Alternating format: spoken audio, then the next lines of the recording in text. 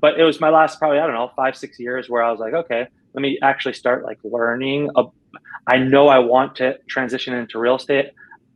Do I want to, there's so much out there. Like you said, do you want to be an agent? Do you want to fix and flip? Do you want to wholesale? Do you want to own, operate, develop multifamily? So there's a lot out there, and it's just kind of like finding where you want to dedicate your time and energy, and then also where you think you could be, succeed best at, and what niche.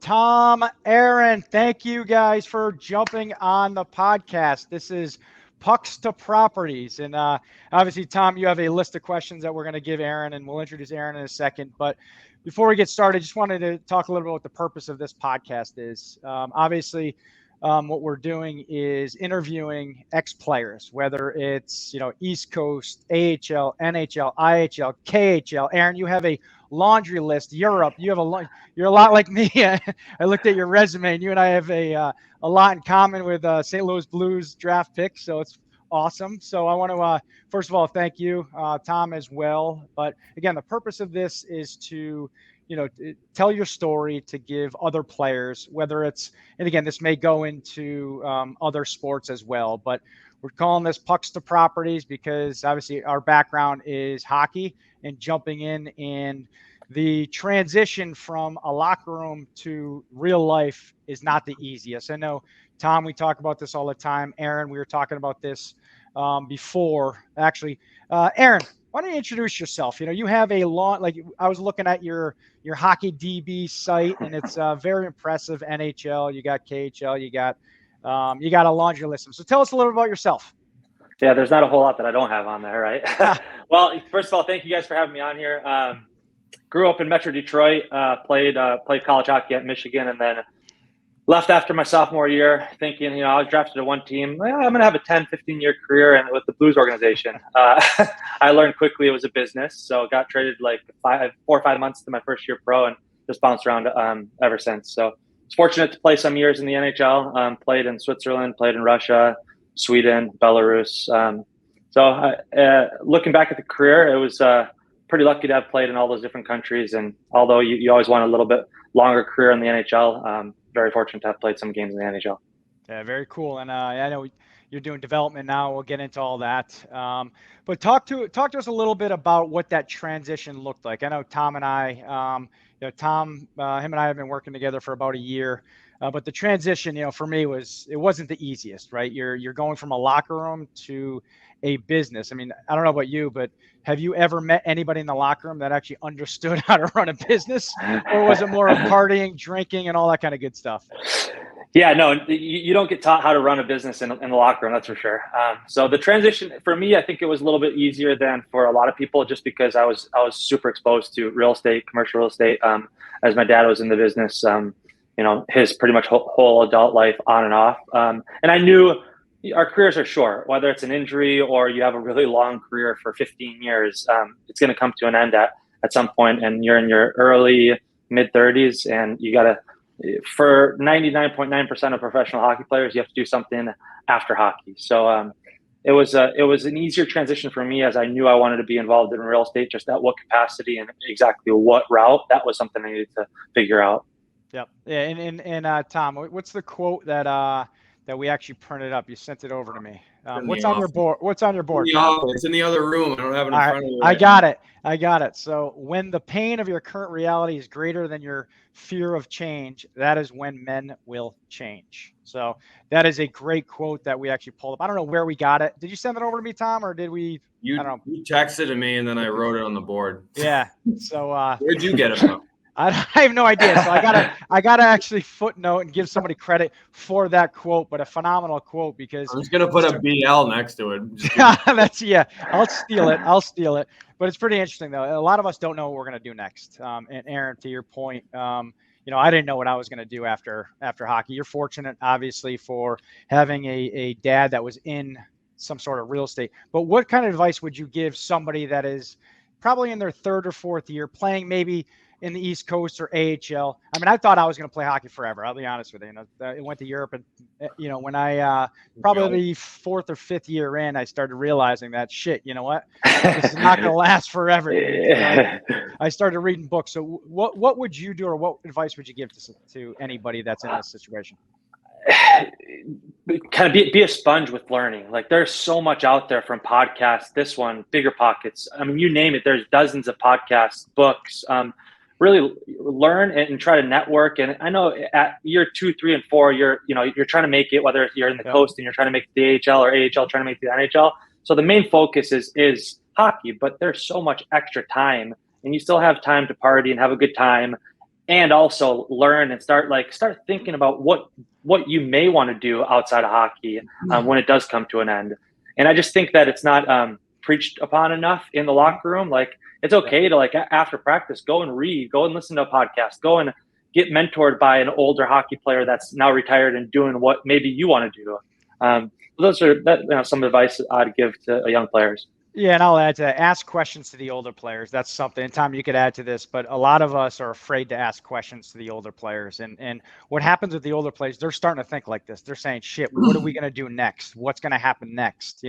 I wish I could go back and start probably year 4. Again, I was trying to make the NHL. I was on the cusp, played one exhibition game, but you're always thinking, I want to make it, instead of thinking what's next. I went to 4 years Boston University. I never got my degree. So I am a fellow dropout, Aaron. So congratulations. Yeah, right. Yeah. And I'll actually touch on that. Like, young guys, don't be afraid to ask some, the older guys questions. And also, I think it's a responsibility as I got older in my career. And I had some great older mentors. My first year pro, Jan Stasny, was awesome. He took me under his wing. And I think it's our responsibility as older players as well to make sure we're making the young guys feel comfortable. Like, hey, come and ask me anything. Like, a lot of young guys in Switzerland in the last couple of years, they knew I was getting involved in real estate, and they would ask me a bunch of questions. And it's different over there, but still, they were, you could tell they were intrigued and definitely were like, they were like, oh, what are you doing? Like, I want to learn a little bit. So it was cool. Yeah, Tom, I know you want to add to that. Yeah, it's definitely. Well, I don't have a lot of regrets. I actually have no regrets from when I played. Every decision, every level I played at, I was happy. I gave it everything I had. The one regret that I had was that 12:30 when the day's over, after workout, after practice, that 12. I could have worked, Bob. I could have done this while I was still playing, because how many days do we work from home? I work when I'm out in Oklahoma, visiting my wife's family. So it's like, I probably could have done this so much longer if I even knew I had that just like every other player. I had tunnel vision. It was just, okay, thinking about the next game. If you're a bubble guy, am I going to get sent down? It's just, you have so many other distractions that the last thing you're thinking about is, what's next. And that's kind of my biggest regret, was not getting started. Like my brother got his real estate license 5 years ago, and he was doing it in the summer.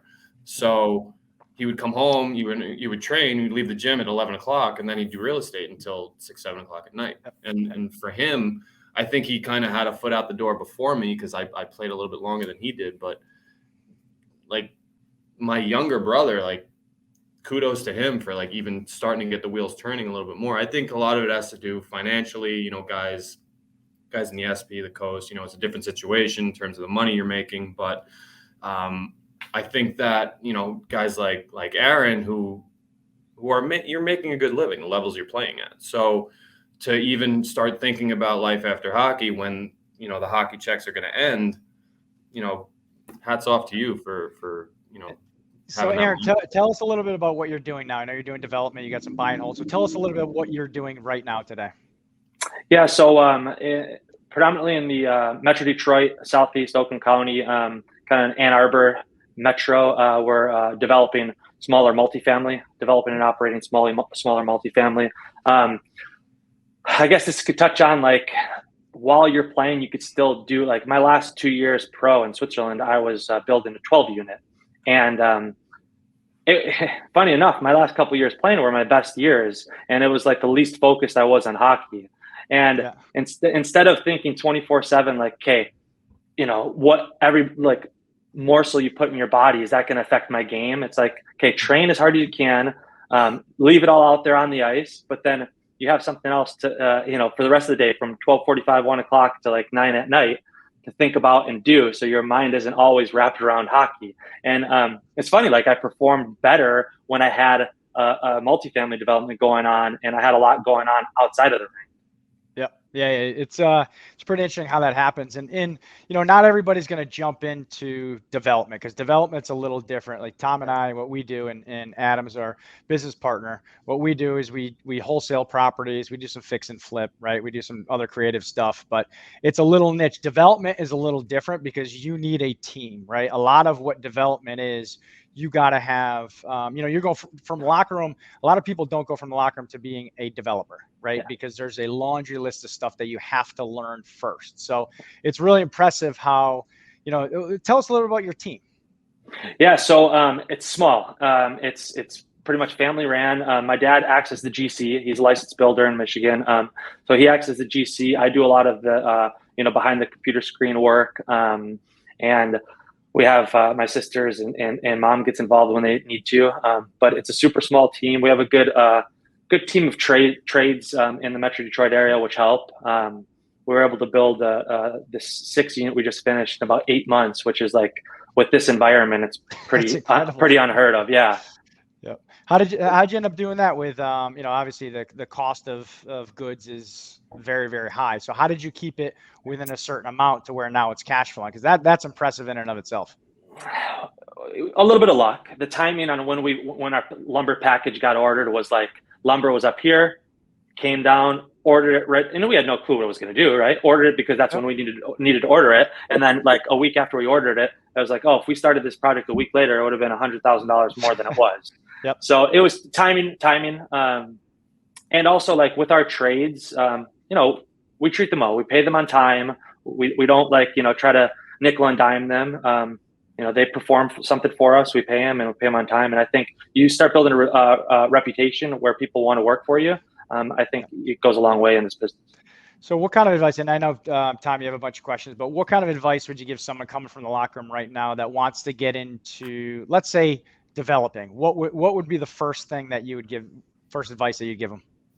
Not claiming I'm an expert by any means, but reach out to me. Or someone else that you look up to and want to strive to be. And, that's what I do. I see some of these developers that are developing $50, $60, $7 million properties. I'm like, let me reach out to them. And some of them, don't have time. And actually, surprisingly enough, a lot of them are like, let me provide some value to you. And they don't need to, but they do. So I think in this business, you realize that people give back a lot and don't be afraid to ask for, for some help. Yep. And I would also seek out ex-hockey players, because I'll tell you what, if there's a hockey player, I know Tom and I, we get questions all the time from ex-hockey players. Hey, how do I start? Where do I go? Reach out to all of us, because you know what, we have an interesting community where we'll help. Yeah, that's right. Yeah, Tom, tell Aaron a little bit about that. Hold on, what was that? I said bug Bob like I did. Let me take you to lunch. Let me buy you a beer. Let me do I annoyed the guy for 2 months until I can get a date with him, and then finally we dated. We had how many beers? How many beers in Danbury do we have? Too many. Yeah, that's right. But it was just, I think take the initiative is the best advice that I could say, because nobody, just like the hockey world, nobody cares about you. You have to take the initiative yourself to get up every day and figure it out. Just like when you go to the rink, if you're going to make the lineup that night, figure it out. Do what you have to do to get to stand out, get in the lineup, whatever it is. But ask the right questions. There's no stupid questions, especially if you don't know. You don't know what you don't know. So it's one of those things where, and this leads into my next question. It's two parts. Is because this industry, the real estate industry, is self-taught. Why, in your opinion, I have my opinion, why do you think that hockey players gravitate towards this industry? Because we have, Bob, I think 25 guys lined up to do episodes over the next, if we do one a month, we're good for the next 2 years. So, for us, I've, doing my research and networking and talking to different guys, it's like, why, Aaron, why do you feel that guys gravitate towards this industry so well? And I'm talking like big name players that over the last. Yeah. I think part of it is we're a pretty resilient group as a whole. So like, you hear that you could do well with real estate, whether you're an agent or you're a developer or you fix and flip, and a lot of us see it as a challenge. One, because it's something that we don't know. So maybe you want to get involved in it to make money to supplement your income. I mean, that's kind of like I think the end goal for a lot of hockey players is like, can I create enough cash flow to supplement my income and then be able to kind of just do whatever, not live a crazy glamorous lifestyle, but be able to live a comfortable one. And I think that since we're such hard workers, we gravitate towards it. And, I'll add to that, Aaron, because, when I first started, it was, Tom, you went like this, like the golden retriever that's looking at a tennis ball, right? We have, in my opinion, hockey players have a incredible ability to focus on something, right? You have your strength and conditioning coach that says, all right, Aaron, you got to gain 5 pounds this summer. Guess what? You're gaining 6 or 7 or 8, right? You're going to do that. You're going to come into camp the best shape. So if we set our goals saying, all right, let's get into real estate investing, we have to identify what that is, right? Because real estate investing is a broad range. Let's call it what it is. You got, is that Palushaj Capital? Is that your, is that your company name? Yeah. It's the Palushaj brand, Properties and Capital. It's the management company. And then they're two different companies. Yeah. It all fall under one umbrella. Okay. Yeah. I'm assuming Palushaj Capital is raising money and the other one is the management company. Yeah. Okay. Perfect. Cool. So yeah, you want to explain that a little bit, because I know a lot of people don't understand that, what raising money is, and just a 2-second rundown. Obviously, you own properties. Someone needs to manage those, collect rent. So you want to get into that a little bit? Yeah, absolutely. Yeah. So Palushaj, the capital side of the business is capital raising for some of our deals, as well as some deals down. Like I got asked to join as a key principal down in a deal in Sagan, Texas. It's a San Antonio suburb. It's a large 330 unit development, and it's a great opportunity. But that's where Palushaj Capital will then, is that a syndication? Yes, syndication. Yeah. Okay. That one's way too. I have one in Texas. I think I don't know. I invested. I can't even know how much I invested, but I invested in I think it's like 400 units down in, I think. Oh yeah. I'm sure it's doing well. That it is. There's not too many markets down in Texas that aren't doing well. It's crazy. So yeah. Sorry, I'm interrupting. Yeah. So no, that's great. So that's that, and then the properties is like you said, managing residents. Payroll, managing residents, asset managing the actual assets themselves. So you have a couple properties, it's easy. 3-4 houses, 2 large, smaller multifamilies. But once you get to hopefully a couple hundred or maybe even a couple thousand units, then you need a regional to be able to like, hey, I want to make sure that this asset is I drive by it every week or every 2 weeks and make sure the grass cutting company that's supposed to go out and mow the lawn is actually doing it. So that's kind of where the properties fall. Very cool. Yeah. And there's, just so everybody knows, you could own properties, but someone actually has to manage them. It's kind of like a coach, right? A coach of your team. You have to make sure that you're managing and coaching those tenants that are actually paying you, because you want to make sure you don't make any money unless those people pay you. So it's pretty important. Also, if people are interested in investing with you, they'll reach out to you at Palushaj Capital. Yeah. Just Aaron at PalushajCapital.com. Cool.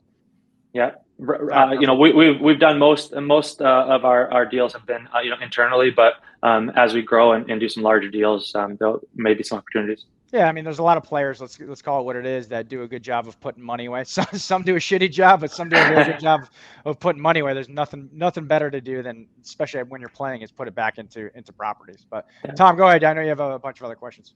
Yeah. So one of the questions I want to know: do you guys buy stuff that are already developed, or is everything new construction, like for the management company? To answer that question, so for the multifamily, it's just been ground up development. Haven't bought existing. There's right now prices are so elevated where we're building cheaper than what we could buy, and we're building in 21 and 22 as opposed to buying something that's built in 1970s and 80s. So right now it makes sense for us to continue to build. As far as like some of our spec homes and some of our flips, obviously the flips we're buying and either adding to them or just renovating. And then the spec homes or building some single family homes from the ground up. Are you guys working with like local agents to find you these properties, these lots, or what are you guys using in terms of networking? Yeah, local agents. Some, built some relationships over the years. Still working on, building some relationships with some of the larger brokers that, you've developed a couple of smaller properties, great, but you're still a really small fish where, they're looking after some of the big boys that are developing 200-300 units. So it's kind of like a fine line. You need to get out there and network, but you also need to get people to take you serious where you're like, yeah, I can close on a 50 unit and develop something like that at that size. So do you guys look for raw land, or do you look for knockdown rebuilds? Raw land that's typically already zoned appropriately, just because that whole rezoning process could take so long. And pretty much for the listeners that don't know what that is, it's like, okay, you have a lot that's zoned residential multifamily high density. That means you could pretty much, the city says, yeah, you can build high density, up to 3-4 floors, whatever it is, in multifamily. If it's zoned single family, then you could only build like a single family home there. So you want to make sure you buy a property that, whether it's a single family home build or a multifamily, that's zoned appropriately. Is anyone with the company a licensed agent that you guys use internally? Internally, no. We have a kind of a quote unquote in-house agent she's not involved with the company, but we put all our deals to her. Sure. And that's kind of what leads me to my next question, because Bob was touching on before, you have fix and flip, you have wholesaling, you have MLS deals. Do you think that, real estate investors need to is it a good idea? Is it a bad idea? Stay away, kind of separate the two to actually get licensed and hold their realtor license? I think if you're young and you have some time, you're only going to learn by getting your real estate license. It depends. If you're looking to, start a development company, or you strictly want to just own and operate multifamily, do you need it? No, but I don't think it would hurt. And if you're young or if you're old, to answer your question, I don't think it'll hurt to get your real estate license. Yeah, and it's an opportunity to make extra money. Let's call it what it is, right? Mm-hmm. I mean, it's so what we do in our office, we do a ton of wholesaling and wholetailing, different types of strategies there. And individuals in our office use their license as another way to make money, because you can't buy everything at a discount that you want to, and then you can roll it now into an opportunity to make money. Because real estate investing, everything boils down to leads. You just said it. You work with a lot of agents, a lot of brokers that are funneling you guys and trying to find properties for you, right? We do off-market marketing for ourselves. We have REVA Global is my virtual assistant company. We use virtual assistants that actually do all of that work and drive in leads, along with direct mail as well. So that's what we do. That drives all the way to our sales floor. And Tom and the team head that up as well. One thing I wanted to add, Aaron, so looking through your resume, you went 2 years, right? University of Michigan. Yep. Why didn't you go back to school, or have you gone back to school? I have not. Like we were talking about, that tunnel vision. My goal was to, try to play 10 plus years in the NHL. And every summer, I was focused on training. And you get to a point where you're 24, 25, 26, you bounced around a little bit, you get picked up off waivers. Colorado drafts McKinnon, so they don't have room for a right winger anymore or a forward. So then you start seeing the writing on the wall. It's like, oh, do I go to the KHL? We want to try to maximize how much you earn in our short careers. So I was toying with the idea that my last few years to go back to school, but I was really, really interested in real estate, and I decided not to go back to school for that reason. Yep. Yeah. And I never went back because I never wanted a fallback position. It's kind of weird, right? I was 2 classes short of getting my degree.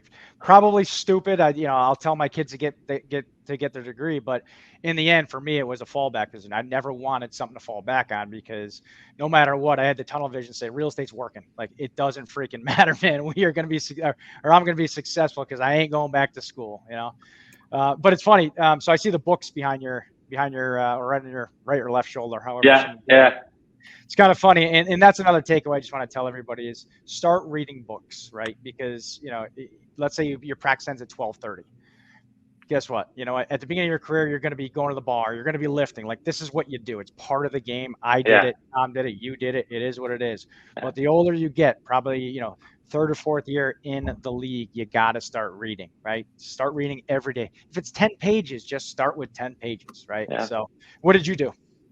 Yeah. And honestly, if you don't like reading, listen to audiobooks. Yep. So, but yeah, I started reading. I was never like first, like I'm sure like all of us, first few years, I didn't read anything. I was just, solely focused on hockey, training, eating well, and trying to make it to the NHL, trying to score as many points as I can in the AHL. But it was my last probably, I don't know, 5-6 years where I was like, okay, let me actually start like learning. I know I want to transition into real estate. Do I want to, there's so much out there. Like you said, do you want to be an agent? Do you want to fix and flip? Do you want to wholesale? Do you want to own, operate, develop multifamily? So there's a lot out there, and it's just kind of like finding where you want to dedicate your time and energy, and then also where you think you could be, succeed best at, and what niche.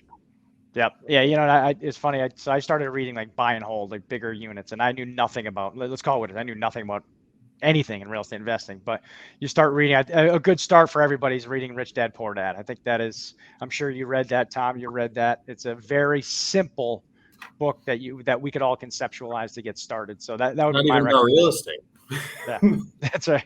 That's what helped me the most. It's not even about real estate. It helped me just think differently about money and concepts and business and understanding like why people do things the way they. It's just I say it to everyone, that book changed my life. So that's awesome. Agreed. All right, Tom, what do you got? So you didn't play you played the COVID year. You didn't play this past season, right? Yeah. COVID year was my last year. I was going to go back to Switzerland. My wife got pregnant, and I was like, that's a sign. And I was going to play maybe a couple more years. I had my last few years were good. I performed well. It was nice to be wanted in a couple of different leagues and kind of, retire on my terms. Where I was like, it feels nice, as opposed to being like 38, 39 and like not being able to find a job. Kind of might hit him. You know what, Aaron? I played it with a bunch of those guys, and towards the end, I was in Geneva towards the end, right? Yeah. It's interesting when you start looking at them. One of the individuals, one of my buddies, was late 30s, and I'm like, what the hell is this dude gonna do? Like, no joke. And I'm like, he's got 3 or 4 kids, and I'm like, the whole family's there, making okay money, but let's call it what it is. It's not enough money to support that when you go back to either Canada or the US. You know what I mean? Yeah, exactly. Yeah. So, Tom, go ahead. I lost my train of thought after the insult. No, there's no insult at all. I joke about it all the time because I always say that COVID was the best thing that ever happened to me. And what I mean by that was I was in Europe, I was in France, and then I was going to go back, and then the season got canceled, and then I was here, and I was like, oh shit, now what? So it was, I thought I was going to play 1, maybe 2 more years, and my girlfriend, or my fiance, I don't even think she was my fiance at the time, she moved to Connecticut, and she was kind of like, well, what are you going to do? Like, you're 35, like you're not going to go back to the coast, you're not going to play in the American League. Teams over in Europe, there was like not like at the level of par of the coast in the American League, which would be like UK, I don't know what other, not the KHL, not Sweden, not Finland, like lower leagues, Italy, Austria, stuff like that. Half the teams weren't even playing. So that's hundreds and hundreds of guys out of jobs. They're not going to sign a 35-year-old to come over there and whatever. So not even a guy named Tom Mealy. Yeah, well, I was just starting to like accept the fact that like, okay, this is the time to figure the F out. And like I said, it was the best thing that ever happened to me because I knew that a lot of leagues weren't going on and I wasn't the only one out of a job. So it kind of made me feel better that I was forced to retire rather than holding on like a little bit longer than I should have. Yeah. And like I said, it forced me to start thinking differently. I read Rich Dad Poor Dad during COVID, started reading a bunch of other books, podcasts, et cetera, self-educating. I was working construction in the city, and I was just listening to real estate podcasts all day while I'm swinging a hammer, like saying, okay, like I'm not doing this anymore. Yeah. And finally just, I got my real estate license, started studying. I met Bob, and then the rest is history after that. Yeah, and let me add to that, Tom. I think the important part for all of us hockey players is understand the business, right? Because we look at hockey. Hockey's a business, dude. You'll get cut in 2 seconds. Let's call it what it is, man. You get someone else. 100%. You get a Cale Makar coming, and guess what? None of us have jobs. Let's call it. Yeah, dude, you're out. Get packing, right? Yeah. So it's important for us. We understand the hockey business. But what I recommend too is understand how real estate works, how the money flows, right? If you look at fix and flip is different than having a property management company. It's different than buying and holding. It's different than wholesaling, right? They're all little different niches. So I would spend time on, different podcasts, like you said, Aaron, because it's really, really important for us. As we play, you got to get the focus and the mindset into what's next. I know a lot of times I did, trust me, I thought I was going to play in the NHL forever, right? I played one exhibition game, right? And it was like, shit, I played 7 years pro, a great career. However, you know what? This was always coming. The day of the reckoning was coming. That's why we created Pucks to Properties, and real estate is in my opinion, a godsend for all of us. I mean, Tom, I don't know how many closings that we've had this week already at the tune of hundreds of thousands of dollars, right? This business definitely freaking works. You just got to put the time in. I agree. Yeah. Let me add to that. Put the time in. Surround yourselves with people that are doing what you want to do, and network. Like this past year, since I wasn't playing, I went to one conference in particular where I networked and met so many people that I continually talk to, like on a weekly, monthly basis, and opportunities have come up, deals have come up where if I never went to that conference and put myself out there, I would have never met a lot of these people. Yep. And Aaron, you nailed it, man. You got to reinvest in yourself, and that is going to a conference. So, which conference was it? The Old Capital Conference in Arlington, Texas. Cool, nice. Yeah, so I go to a lot of these. I'm part of masterminds and things like that. So, what was this one about? Was it raising money or? No, it was about like pretty much multifamily, capital raising, I guess, or debt on multifamily, and there's just a ton of great operators, and it was expensive to get there, but like you said, you need to invest in yourself, and you never know what avenues open up when you go to places like that. Yeah, and there's real estate education programs. I helped start one back in 2007, and another one in 2006. So there's a lot of real estate education programs that you could get coaching on, right? So we think about this. We invest when we're playing in a strength and conditioning coach in the summer, right? We'll pay them all day long. So when you're out of real estate, it is paying a coach as well. You got to reinvest back in yourself. It's coaching programs, things like that, and conferences like you're talking about. So very good idea. Tom, what else you got? Not much. Other than the fact, like we don't know where this is going to go. We don't know where the podcast is going to go. We're trying to use this as a platform to network. I mean, Bob, how many states are we in now? 8, 9? I think we're in, probably around that. Exactly. 8, 9, and Aaron, we're expanding into different states because we do a lot of virtual stuff. We have our virtual assistants that are in the Philippines, drive leads into Cheshire, Connecticut, right? So, and we have our phone team and an acquisition team and a whole team built out that actually does a lot of different cool creative stuff. But we could actually do this nationally as we build. So it's a pretty, we're in a pretty cool opportunity. Like Tom said, we don't know where this is going. The purpose of this is to give players confidence to jump into real estate because, we interview individuals like yourself that are successful, right? And just listening to your story and seeing how you actually made the transition, that is very important, obviously, to anybody that's listening. But to Tom and I, that was the purpose and the reason why we started this podcast because, I think you're part of PHPA. Is that right, Tom? Still? Yeah. Well, not anymore. Yeah. But I think you were too, right, Aaron? Yeah. And I talked to Lee Maffei over. Yeah. I mean, I think he's coming on in 2 weeks. He's bogged down with a million things right now. Yeah. Did you play with him? No, but no, I know him.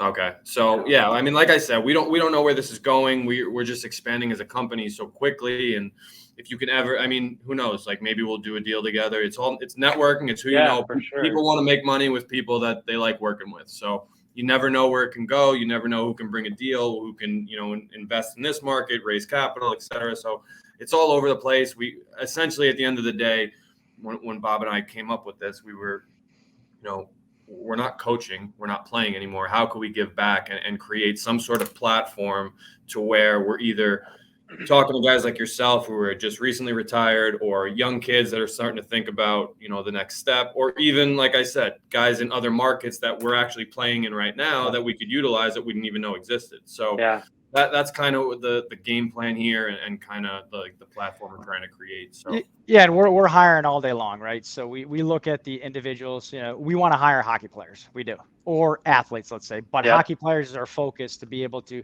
because we understand that's our world, right? Those are our shoes that we've filled for years upon years, and we know exactly. You could push them, you could challenge hockey players, and they're not going to fold, right? That's the cool thing about us as individuals, So anyway, with that being said, what kind of contact information you have, Aaron? If anyone's interested in asking you questions or working with you, what's all your contact info? Yeah, you could reach out to me via email at Aaron@Palush, Paluosh capital.com. I'm on Instagram, Palush, Paluosh, I believe is my handle, or just Aaron Palushaj. I don't think there's too many more fake accounts now that I'm done playing. Yeah, those are ways to. I'm also on LinkedIn, so really, pretty much any social media network. Very cool. Favorite book? I was actually going to mention a couple minutes ago, Who Not How by Dan Sullivan, and it's a great book. Pretty much the essence of the book is find a who that either could teach you how to do it or to do it for you, as opposed to trying to figure out how to do it. So as you grow, or even if you're just starting, like find experts in what you want to achieve and have them teach you or help you along the way to figure out how to do it. So, finding a who and not how, not trying to figure it out all on your own. That's great advice, dude. Love it. Love it. And just to piggyback off that. So our company is Perch Rock Management. So if you guys anyone's interested in looking at our company's Perch Rock Management, I have a virtual assistant company as well, REVA Global, REVAGlobal.com. So just like you, I think we're on Instagram. I don't know. I know we post deals that we close. I don't know. So we're on the internet. Check us out there. But Tom, any parting words? No, just appreciate your time. I know, it's kind of hard in between with the time difference, but I really appreciate you taking the time. I know Bob appreciates it, and hopefully it can go somewhere and we can keep in contact and maybe do a deal someday. Yeah, absolutely. I think the long-term goal for me is to, eventually go to PA meetings, go to every team in the league. And I think the SEC is going to change. Yeah. The SEC is going to change their, their criteria of like a sophisticated investor and whatnot. And that'll just give guys that are in the AHL or in the East Coast or in SP it's an opportunity, like even if it's, $1,000 or, $1,500, just to see how the whole process works. Invest in a deal, see how, investor communications go monthly. And then maybe you learn something, and in 3, 4, 5 years, you start your own company. So I'm looking forward to giving back in that way, hopefully sooner than later.